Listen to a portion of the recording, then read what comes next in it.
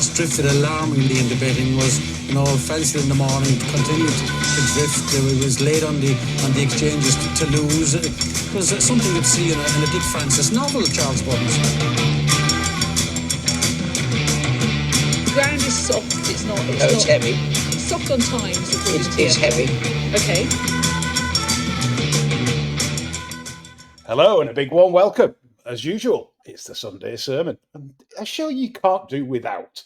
Joining me again as usual are my two partners in crime, chewing the fat of the events gone by this week and all racing's little needles and problems that it has as we try and put a bit of satire to the stressful events, shall we say, that happen in racing at the moment. So, welcome, Chris and John. Yeah. We'll get on to that in a minute. Oh. John, how's your week been? I've hardly had a bet, so it's been terrific. If I'd have had a bad day today, I was considering going to church.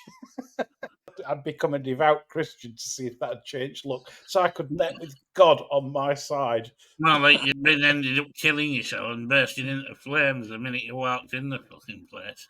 There's actually a good chance of that. Yeah. It's like, forgive me, Father, I have sinned. There'd be a bloody book.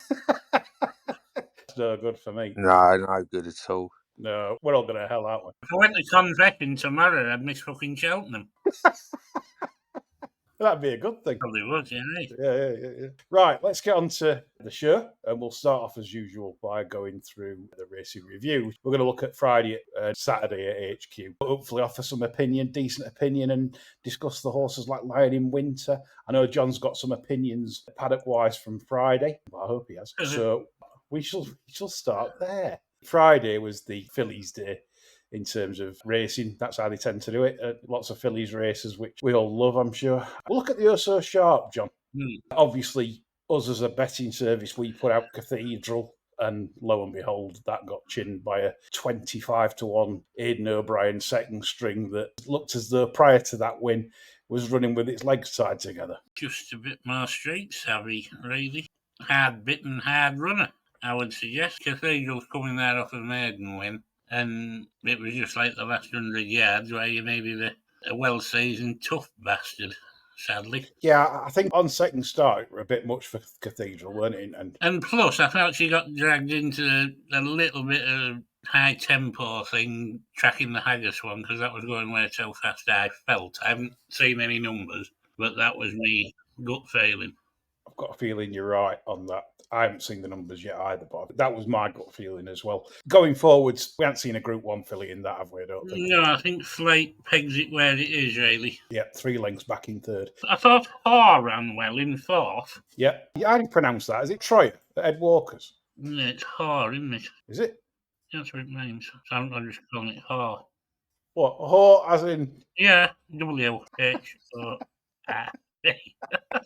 Saffy Osborne. Yeah, Ed Chamberlain put Francesca on the spot on Friday. He said, can you explain this? Because they'd named it, hadn't they, Mummy and Daddy? Yes. Come up with Haw. They wanted to call it Concubine, and BHA wouldn't let them, so they went with Italian for Haw. And the BHA are stupid. Do you remember when Rick Nevison that were in that syndicate and he got all the hookings? Yeah. Hooking, yeah. That's quite ingenious. We'll come on to some racing names in a bit. Anyway, continuing the review, we go to the Challenge Stakes, won by the very well named Top Gear, John. Yes, that certainly looked like what it had, didn't it? Yeah.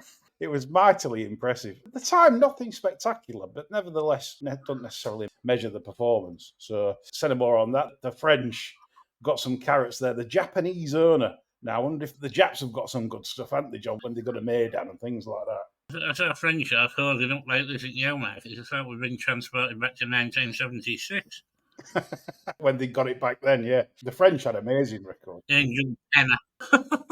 Oh, yeah. Nothing more to say on that then, other than carrots. Phillies Mile Time. I know you've got an opinion here about the winner, and I'd like you to go into detail what you think about it. Desert Flower. Well, I mean, straight away, I'll tell you, I was absolutely astonished you won this. ITV, good coverage on Friday. They showed her getting unloaded from the box before racing. And I couldn't believe the clip of her, to be honest. I thought she looked like a coat hanger. really tucked up and late looking. I honestly thought the May Hill had floored her by the look of her. Yeah. I can't really have it that these have all run the races for her to win by this sort of margin. I just think there's a rabbit off somewhere. I can't have this as proper fun on. Somewhere down the line, I think this will get turned on its head somehow. Do you see this as a Guineas filly or anything classic pretensions next year? Well, I think she'd have to do nothing but eat between now and the Guineas, to be honest. I mean, Jesus Christ. I just couldn't have her on my mind for the Guineas looking how she looks at the minute. To be fair, though, it's different yard, isn't it? But you couldn't have had Morge, the side Bin Rose. She was just small. I don't think she's as bad as this. No. We were into Gazelle on the Serengeti territory, eh? When they're hard to catch, aren't they, when you think about it? So That's it. maybe I'm flying the wrong fucking flag there, but yeah, there you go. I'll stick by my opinion. I do not think she will figure in the Guineas next year. Yeah. What do you think to Blogger and his 1,500 quid at tens? Well, his subscribers must be laughing because obviously they'll put that out to them at the same time he put the bet on, won't he? Oh, yes. Apparently he didn't. No. I've seen some replies, and one upset subscriber said that this isn't really on. I'm a monthly subscriber, and you mentioned none of this on the site. So it's taking the £6 a month off and having his 1,500 notes on and not telling him.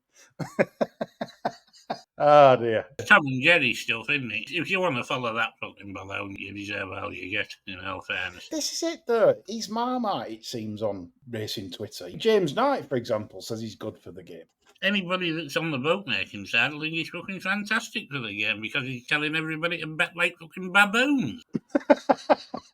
It's such a way with words. Chris, Yeah. I'd like your take on Blogger. Is he good for the game? No, he's not at all. In the current climate, right, where we're sort of subject to external pressures and gambling has got a terrible reputation, he is the epitome of everything degenerate about punters, about all the kind of things that people say about gamblers being irresponsible, feckless, just not subjecting their bets to any kind of rigor or analysis, relying on chance. And he is the epitome of it. And I think he's rotten for the game. And I think people like him do racing and gamblers and punters a massive disservice. And listen, and you know, if anyone ever thinks, well, why isn't he given a chance on mainstream media? That's the reason. If he was good for the game, they would have snapped him up, and they haven't because they know that he's bad news for it. It was interesting a bit back when he supposedly got a gig with William Hill, and it was all advertised that he was going to do this thing for William Hill. And then as soon as they announced it, and he announced it, nothing ever happened, did it? No. I wonder if that was to do with feedback. I don't know. From punters or customers, I don't know. But then a lot of media people get a lot of hammer on racing Twitter, don't they? Some of it justified, probably some of it a bit harsh. The mark of the man was Eboy when he did that vlog where he was going for his steak and he shat on earth to pap. And there was that bloke he was talking to outside the restaurant who was on his ass and he wouldn't give him a couple of quid. He's a fucking shithouse. Yeah, I forgot about that. He was an ex-jockey for Annam, wasn't he? Yeah, and he wanted to know what his name was when he was a jockey. Well, it was the same as when he fucking begging for 2 quid. Silly cunt. Told like it should be from Mr. Jonas Lang. I don't get it with him or get the love him with him because, as what Chris has said rightfully there, he's great for the bookies that want the £10 lads. Bloggers landed a big bet. Let's follow Blogger in. People that can't really think. Look at that bet that he was flagging up before the fillies mile there. He's waving that around. Come on, lads. Blogger's back this. Let's get in. He's going to win 16 grand. Let's have 20 on this. He's filling the fucking boats with the faff. Yeah. Bullshit. No. But then we're more racing purists and for the game. I disagree with James Knight on the subject in that he brings good stuff to the game. I don't think he does. I don't think he's got a wider audience than racing. I don't think he's revered in other circles to make him... So that Chris Wright that's on ITV. He's not going to pop up on fucking Saturday Kitchen, is he? Exactly that. So saying that he's good for racing, unless you stumble on him on the social media account, I just think for young gamblers, it's not the way to be taught about the game, personally. I think somebody of that knowledge, Unless you want to do your bollocks. yeah, lacks knowledge, so to speak. When he first come to fame, I can remember his early videos many, many moons ago, and he was sat on his computer, and everything were odds on that he'd back, having 200 quid on a 2 to 5 shot and videoing it, and then putting it out there, going through stress of either losing or winning.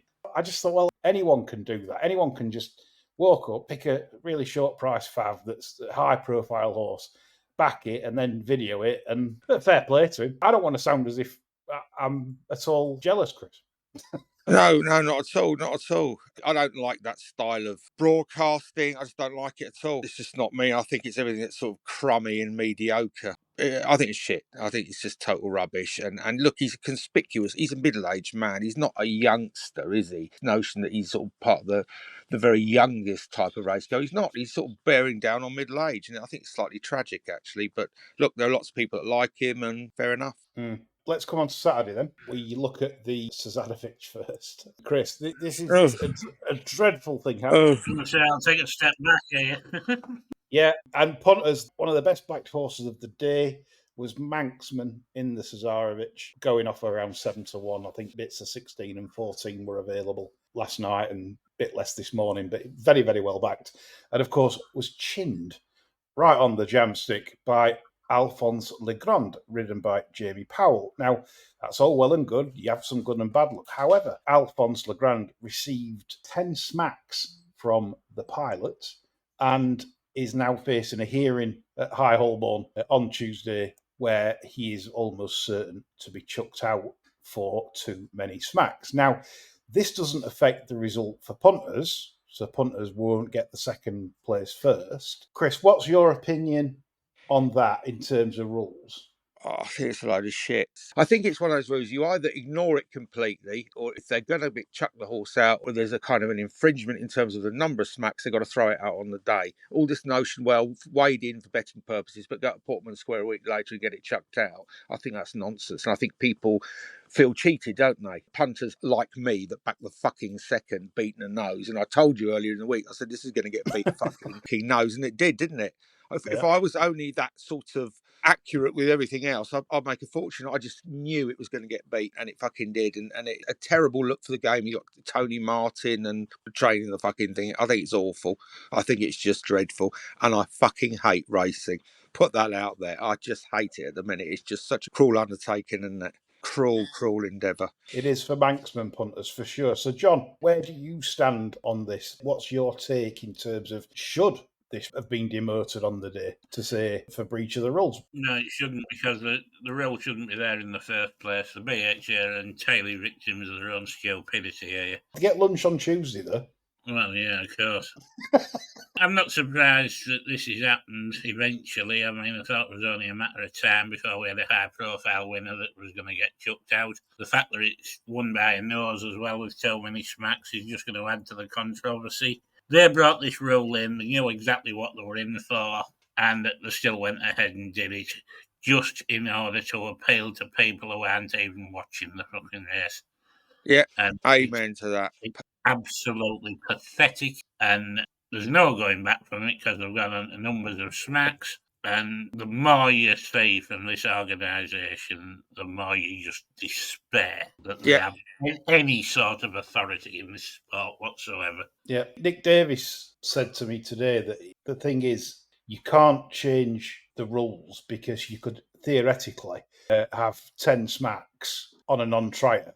And then if that's the result, you can throw the non-trier out. So if a jockey's in trouble and he's trying to stop one that's in fourth, and he's like going a bit too well, he can just win by 6, 47 smacks and get chipped out. But I'm not sure I totally buy that reasoning, but more so that we went on to say that he thinks that there was nothing brutal about that ride or finish. Well, when the first flash past the post, I was saying, my God, that's over the limit. Yeah, there were one race I can remember back in the day. It was at Royal Ascot, and I think it was Dettori and another jockey. And I think this is why whip rules come in, because I'm sure that people said, oh, that were just too much. I think it were 12 and 14 smacks first and second.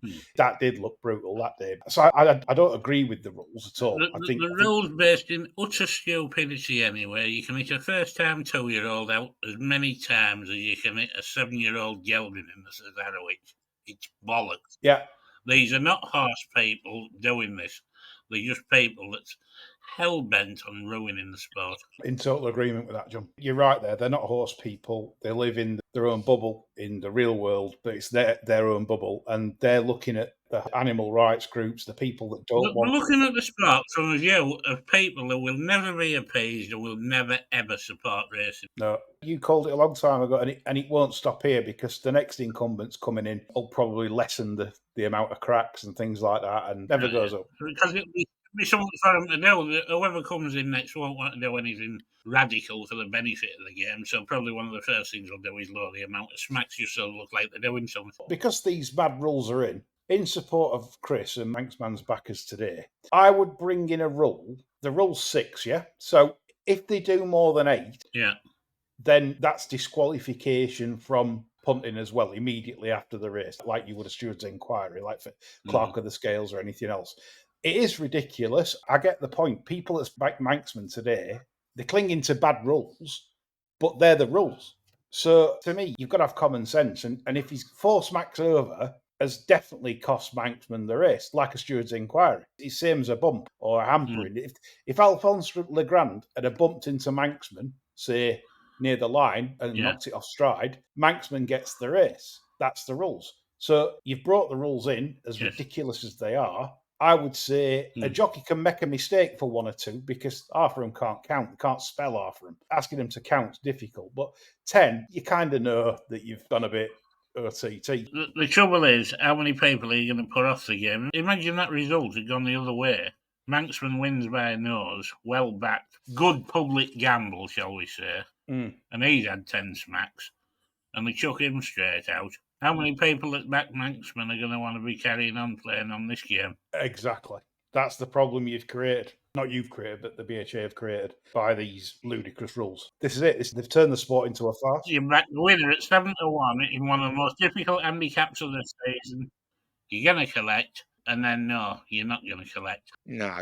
Well, there's something wrong. And you get it took off you for trying too hard. You can't expect on a Grand Prix or a tennis, isn't it? Yeah. It's getting like Formula One with daft rules and all rubbish things they keep bringing in. Like you say, it appeases no one because they'll come for more. They'll say that you're still hitting a horse. It's like saying a child at school. The teachers can't hit kids or parents can't hit kids. But you can hit your kids 6 times. That's going to keep coming down, isn't it? Like 5, 4, 3, until it's, no, you can't hit your kids. It's the same thing. As society moves on, it's going to say, well, you're still hitting a horse. I don't hit my dog or my cat. And that's who you're trying to appease. It's absolutely pointless, as you say. Anyway, we'll move on from that and we shall talk Dewhurst, John, where you feel the Dewhurst today was one of the worst, or was the worst, in your life. I thought it was a horrible race, really. What we were left with, I feel the line in winter would have probably pulverised these. Shadow of whatever probably did all right to come from the slightly disadvantageous part of the track and pick the other 2 up. But overall, Expanded coming from a maiden a week ago, where he'd probably run to mid-80s, if that. Yeah. Just getting dipped in a Dewhurst, I think it pegs the form at a fairly low level, to be honest. I don't think it told us a lot about the winner's ability to get a mile, and I just did not like the race. As with the Fillies Mile, I don't really see this as anything towards the Guineas. No, it wasn't a particularly massively fast time or anything. The Time Lords aren't going to be jumping up and down when they do the numbers. It looked like one of them end-of-season handicaps in a way where you know that there's horses just not running any sort of race. Again, strung out a little bit. Yeah, I don't see the winner as a Scorpy horse either. It's going to improve over a win. No. To me, I think this is why it's one of the worst Dewhursts I've ever seen. I can't remember a worse one. Somebody might point me in another direction, and a weirdly run event where you've got a stand-side split for 5 runners. What was that all about? Were that Godolphin worried about Ryan Moore and saying, right, Doyle tracked Moore just in case Moore were going to be on the better ground on the stands rail if the stands rail played a bias? Do you reckon that's what they did? I think you've called that right there, yeah. That's how I thought. I think it was tactical from Godolphin. But 5 runners and splitting a field, it's just incredible. The Lion in Winter. I've been told that this horse has had a really interrupted preparation for the Dewhurst, and that's why it was a non-runner. They've not really had it spot on since York. Aidan O'Brien has confirmed today that the horse in question, the Lion in Winter, will not run again this season. He's not going to run in the Futurity at Doncaster. So, John, is this a worry for a 3-year-old campaign? I think it's a worry for an Aidan O'Brien 3-year-old as regards the guineas, for sure. It wouldn't be his modus operandi to take one there from is it a Group 3, the Acom? Yeah. Straight to a guineas. I had a feeling there was a problem when he didn't run the national stakes, to be honest. Yeah. I thought that was natural progression from winning the Acom, and home turf, nice race for him, fits in, nice gap before the Dewhurst. When he didn't turn up for that, I thought, I wonder if that's had a setback. And I think he probably had. Well, that's the intel I'm getting, that it's not gone well at all. So I would say to anybody out there with vouchers or looking to back the Lion in Winter for classics, I would put that on hold until you get any further updates, because I think it's a worrying sign. You can only train horses if they're sound, and if it's not sound, and the way Coolmore worked them, that's what happens. You've got to be 100% sound to stand the training regime. If there's a hole in the bucket now, that'll be a bigger one by May next year.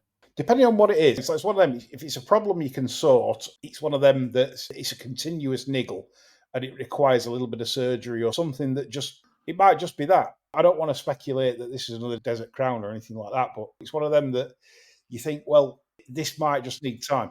For me, Lee, they've got 2 months to put it right, because if he's not right by January, he's not winning the Guineas. I think that's enough racing review. Everyone's bored now. Yeah, shit. Fast forwarding. Get right. Get better now. So this is John's question on Twitter as he puts questions to listeners.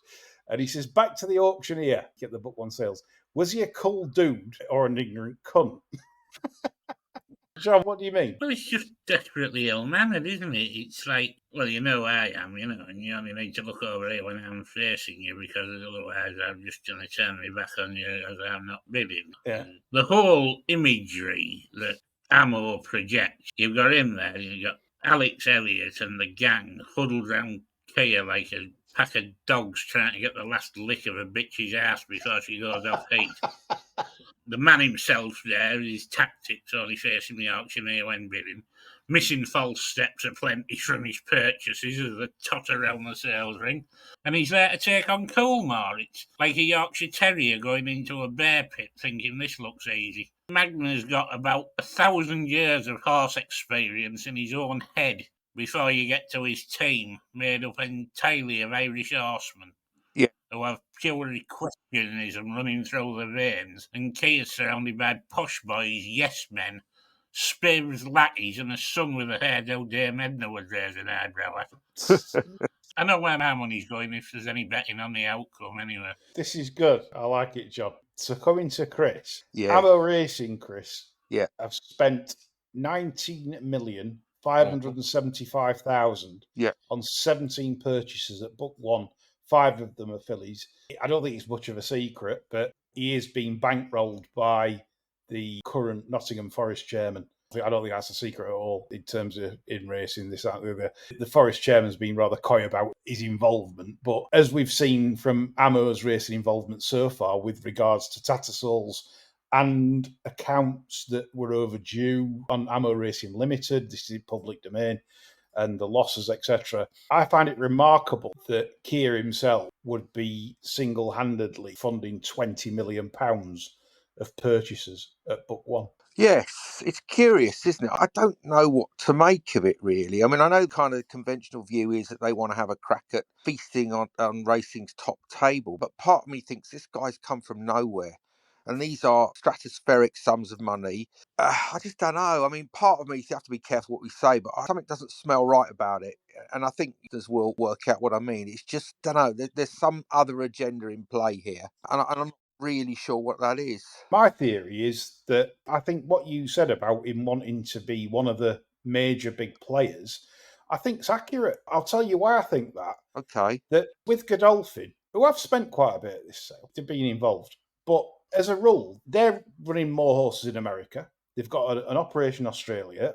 The prize money is terrible.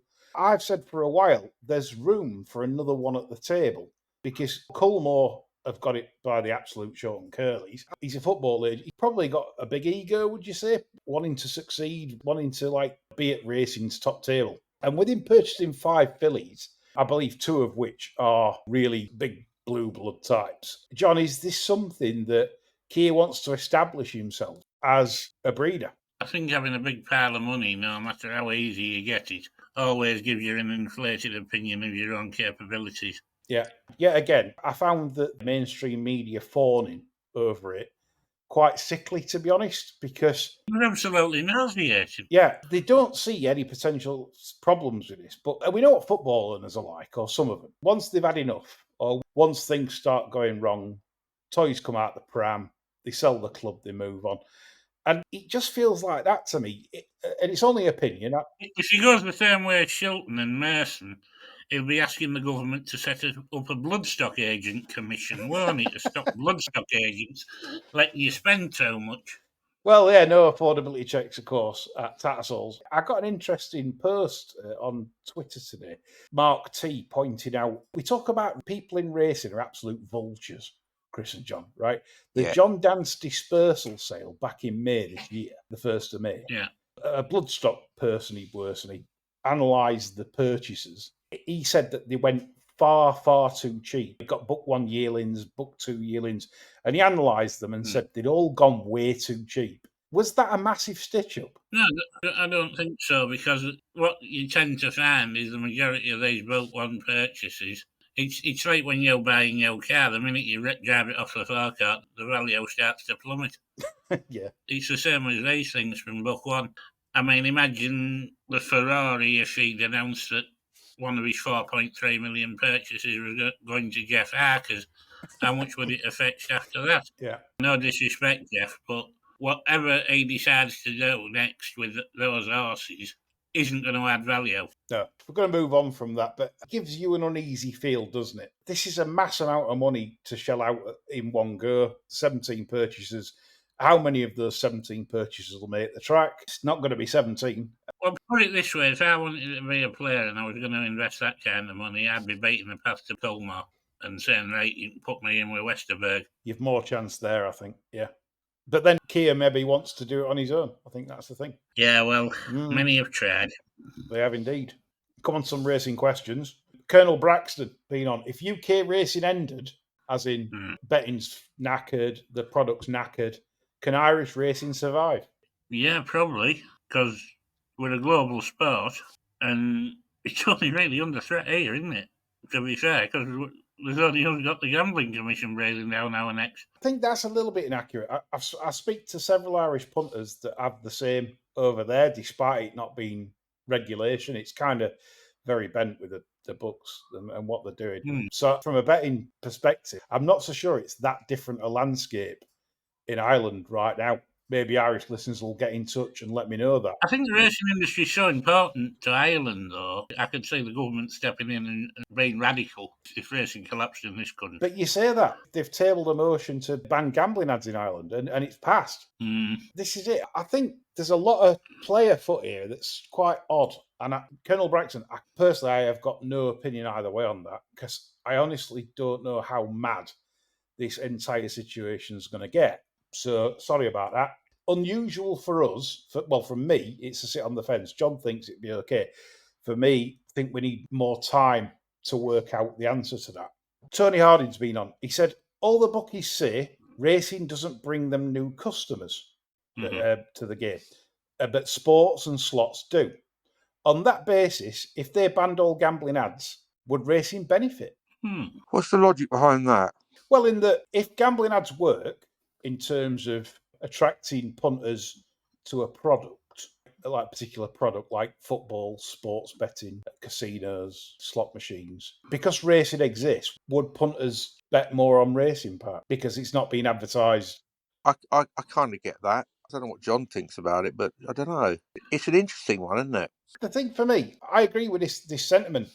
I don't think gambling ads make people gamble. I don't think anyone watches a gambling ad and goes, I'm going to gamble now. I think you either want to do it or you don't. It's one of them games, isn't it? It's like there's some people that you could shove gambling ads in front of their face 24/7 and they ain't going to gamble. I've got family members like that. They ain't having a bet. It don't matter what you said to them. You could shove, come and bet. Get this bonus, that bonus, this bonus. No, they ain't betting. But what do you reckon of? Well, it doesn't matter to me how often I say that fat bastard laid in the bath talking about Yeah. about prepaid cremations. I'm never ever going to buy one The myself. point is proven. Right, if you can lie in a bath and start laughing your bollocks off and have a big smile on your face, That tells you you're getting in the bath pissed, doesn't it? I actually, That's why you piss in the bath every time you get in. it is. I'm in too long. Anyway, we move on. Another racing question. The funeral of the betting game isn't far off. What are the plans for the panel to earn a living after this happens? Well, I can't go back to being a rent boy. My figure's gone. Yeah, exactly. It's not something that I think anyone wants to think about in particular, John. I think it's tea time listening. Not really. No. It wouldn't be pleasant. Listen, Bullseye were tea time listening, and I watched one last night, an old one, and they were talking about strippers in pubs to this woman that basically had organised a stripper that had clothed off in a pub for her birthday and carried her out at pub. What's clothed off? Yeah. Disrobed. Ah, right, yeah. As in stripped off. I thought you read about the form of sucking somebody else in the audience. No Urban Dictionary, anything there. Oh. I would say that 5 o'clock listening on a Sunday before Thora heard, etc. Yeah. And they're talking about big dippers in boozers. Youngsters are watching. Imagine that now. Anyway, I just thought I'd bring that up. It'd have to be on after 9 o'clock, wouldn't it? It's something we don't want to think about anyway. The funeral of betting game. We'd have to get an ice cream van anyway. Johnston says we'd be all right. Chris might join in with us. If we do what Shameless did, we get an ice cream van, go around Yeah. like selling ice creams and like sell pills and Sell heroin and shit. have queues down the street. Mr. Whippy. Exactly. Yeah, selling heroin to school children. You could have a couple of birds bob down to the side of the counter as well, couldn't you? And a couple of glory holes. That's what you do. We won't be doing any work. We'll just sit front. Yeah, eating ice cream. Get a 3-seater, eating ice cream, and exactly that. You've got my vision, John. I can't wait for it to happen. Fuck the racing. Stephen Thomas being on. If, like Lady Bamford, you spent 1.2 million on the German Derby winner, would you send it to Endo and pop it over hurdles? I'd have paid me JCB tax bill to make sure I could get a night's sleep, I think, instead. The tax bill that they've got, has that been resolved? God knows. They might have had a royal pardon. Doesn't matter, they were in one of the carriages at Ascot, weren't they? Well, that's what I said. Have they got a royal pardon? If you're tax, technically you owe him, don't you? It's His Majesty's Customs and whatever, so he's probably said, "Oh, you're all right, I'm getting 45% off the fucking mugs." So. Charlie's let them off, I think. Yeah. Sent a letter to Mr. Starmer and the HMRC and said, you can write that off. Yeah, he's had a good pay rise, Chaz, hasn't he? So he'll be all right. Coming on to some other subjects now, before we end the show with a couple of funnies. It's been quite amusing on Twitter in the last few days. Of course, the budget is coming up with a 3-week. But is it out in 3 weeks, John, the budget? Something like that, yeah. So this was funny. A Guardian article with the government going to apparently tax the gambling industry very heavily, or that's the rumours, or they're going to hit particularly online slot betting and casino betting very hard taxation-wise. So you can imagine the Denise Kurtz and all the others, they'll be furiously lobbying over the next 3 weeks. But of course, what did that bring out on the other side? It was rather amusing. Heather Wardle, head of Public Health England Gambling Tribune, that's going to help people with treatment. She saw this article, immediately responded to it by saying, what about the statutory levy? Will this mean we won't get funding? What it really meant, Heather, or what you meant, was I'm not going to get my money. It was so transparent. Heather was caught in a bikini as the tide had gone out. An absolute hilarious statement that proves exactly what they are. They are a set of grifters, Chris. Yeah. I read this and I just absolutely laughed my head off because it's like Oliver Twist. They've got the bowl out. Yeah. Please, sir, can I have some more? No. And that's it. The first worry was that the statutory levy is what's going to give the Public Health England their funding to supposedly sort out gambling harm. Pathetic. And this is it. This is how desperate they are. They are desperate right now. They are panicking on this budget because they know if the government tax Big Corp, then of course Big Corp are in trouble and aren't going to play ball with this statutory levy baloney. They're going to say, no, bollocks to that. You're not having that if we're paying more in taxation. So there's going to be a lot of posturing in the weeks ahead. Did you see the tweet, John? Clearly not. Did you see the tweet, John? Sorry about that, you went me out there. Did I make you fall asleep? No, you went me out. You get one of them hearing aids, you get a free one with a funeral plan. You should fucking sign up. It's funny you should mention that, because you know them reels that you get on Facebook and that? I don't know if you've seen them. There's quite a lot of excerpts from something called Power Slap. What's that? You stand either side of a table, sort of like an arm wrestling type setup. But instead of arm wrestling, you slap the opponent. But last one standing wins. They're dead vociferous, these supporters of it and that. So I threw a bit of a grenade in last week. Wait and had the comments. I put, my Auntie Jones, 78, was taking part in Senior's Power Slap when Maureen Nolan slapped her so hard she had to have an operation to have her hearing aid removed. Jesus Christ. There was absolute uproar over it. They said she shouldn't be taking part in Senior's Power Slap at 78. Senior's Power Slap, only on bar stewards. Yeah.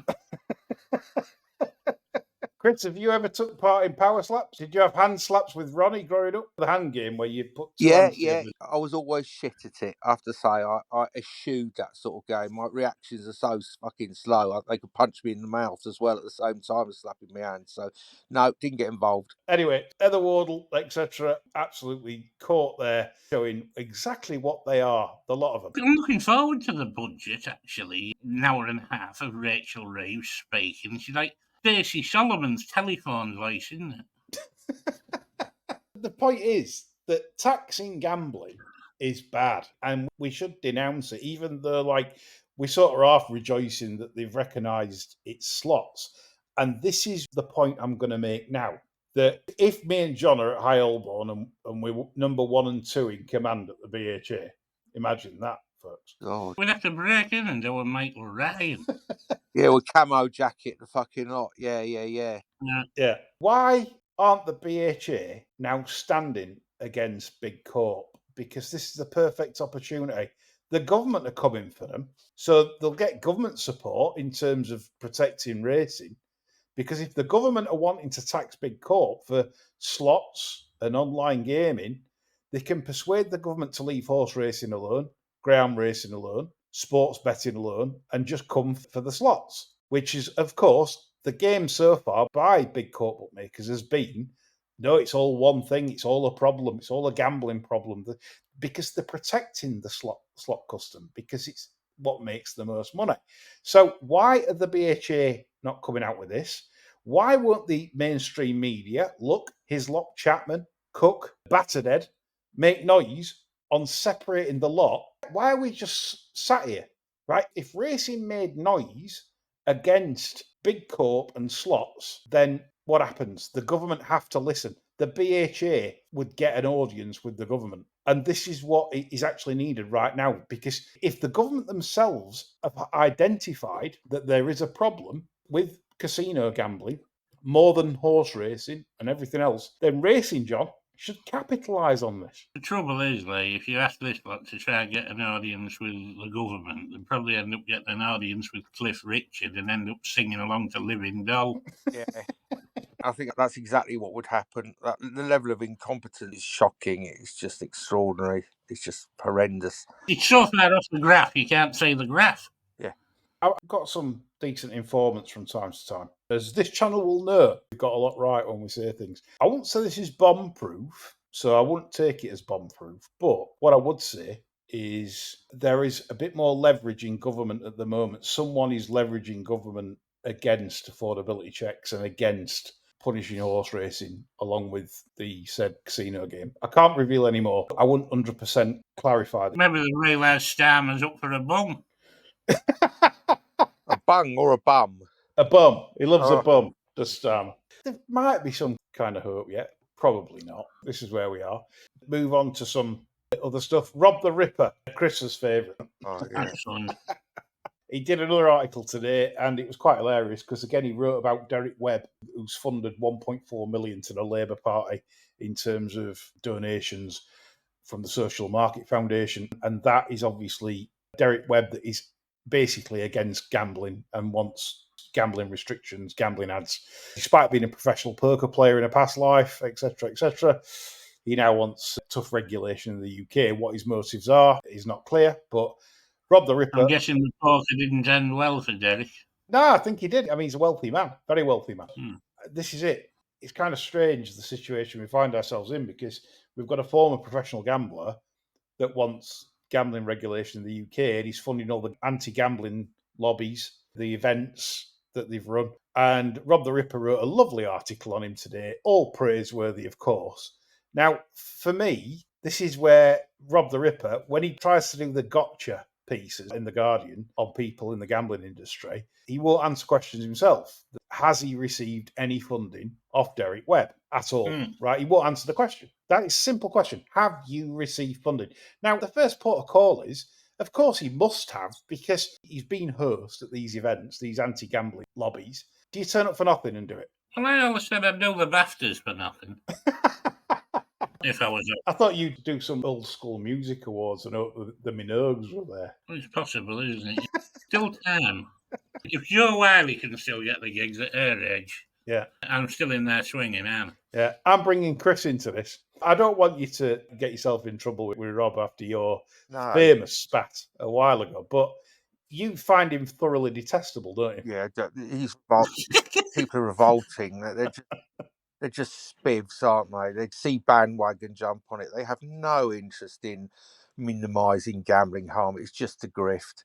And they're all thoroughly unpleasant people. As individuals, they're vile, aren't they? They're just not the sort of people that you'd want to have anything to do with. They're just ghastly. Yeah, I think what troubles me is these sort of people, I'm sure you'll agree with this, they consider themselves above and morally superior to everyone else. It's like, I don't want people to suffer harm. It's all a virtue stick, isn't it? It's all a bash you with a virtue stick to say, I'm morally superior. I don't understand why people bet. You don't need to bet. The gambling industry are poisonous, blah, blah, blah. He's got a point there. But yeah, it kind of just says that pastime that's existed since the dawn of time should be eradicated. Yeah. And he believes that's a virtuous crusade. And yes, he does. I don't understand these people. They're imbued with missionary zeal, aren't they? With sort of self-righteousness. It's ghastly. They're kind of so smug. It's just ridiculous. And you just hate them on a human level, don't you? Irrespective of what their cause is, you despise them. They're ghastly people. But they are what they say you are, because they make out they're morally superior and this, that, and the other. Yeah. But in essence, they just want to control people and control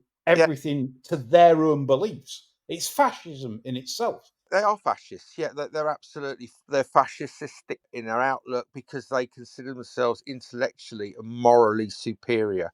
We don't know. We're too stupid to govern our own behaviour. So we need people like Rob Davis and various quangos to tell us how to live. They could never conceive that they're on the wrong end of the argument because they know what's best for us. Coming to the final part of the show now, just a couple of questions. One from Sam the Cat to finish, but Bert Doncaster's been on. Always good for a laugh is Bert. I'm not going to ask his first one because it's going back to Scat from last week, and we've done Scat. Yeah, we've done that. That was a load of old shit. It was a lot of bullshit, exactly. Yeah. But Did some scat just before we came on. Yeah. But the second one was quite funny and made me chuckle. How come Sheikh Mohammed turned up to the sales looking like a fucking street drinker? It was extraordinary. He looked like he was selling fucking broken speakers in cash converters for a fucking baggie. Unreal. He looked like an absolute bag of shit, didn't he? Sales the Tire's fucking fantastic, isn't it? It's like Last of the Summer Wine meets JD Sports. Coming to it, you said about sales clothing. Do normal people earn any sales clothing? Well, have you ever seen anybody in a Gillette, whatever they're called, in normal life? No. My God. No. It only exists within a world of racing. The clothing, you get fucking beaten to death if you wore that on the street, wouldn't you? I mean, fuck me. They look ridiculous. If I was ever going to end it all, I would just throw a load of sales attire on and walk down downtown Toxteth. Yeah, exactly. I don't know where they get this shit from. I mean, I honestly don't know. Where do you buy this crap that they wear? You can't buy it on the high street, can you? Yeah. Woodrow Duke and Sons, Yeah. usually. Probably. So sales attire. Good question, that, John. No one commented on that on Twitter. But anyway, the question finale from Samuel the Cat. This is where we can all leave the show for another week, thank God. Sad news, he says. The Barstuards have all died again. Oh, God. Dying again, at least that infers we have the ability to return. That's it, yeah. We have recovery powers. Yeah, Lazarus. Yeah, it is. We are lads. Betting, tipping. We fight like Russian dogs. But God has given you all another chance. Gold. This I've said about going to church. This time to come back as a horse to run in a charity race. So we're a horse now. We can only come back as a fucking horse. Yeah, yeah, You know, my cock's smaller then. yeah. No good for the breeding shed, so you'd have to race, wouldn't you? What would your horse name be?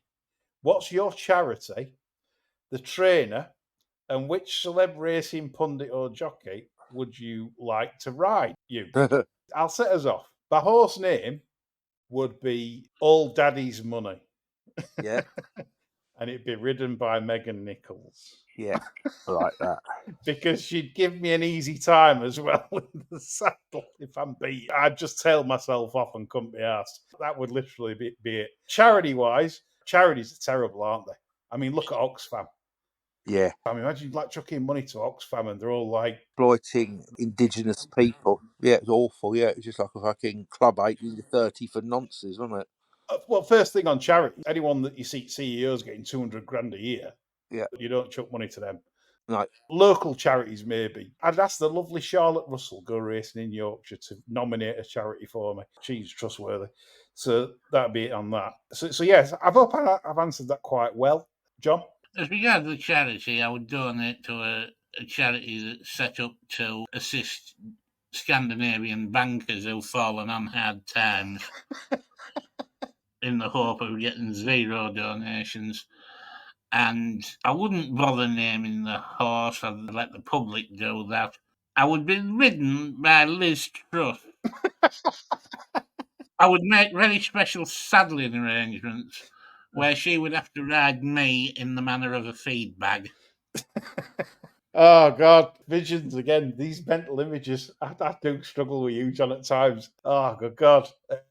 Apple claim. Yeah, it is. And of course we are. Chris? Well, I would, in terms of charity, in advance of it, I'd set up my own charity so it's crooked. So I'd have all the dough from the donations. I'd have a bent charity, so it'd all go to me. And I'd have somebody like Paul Doe to ride it, because you'd never put it in the fucking race. It'll be out the back, wouldn't it? Like soft hands for another day. And I think I'd leave the public to name it, but we'd have Paul Doe, because you'd never get a ride, and it'd just be a little lob round the back, and all the dough would go to me. So yeah, that would be my strategy. You could call it lob round the back. Yeah, there you go then. That's it then. Lob round the back.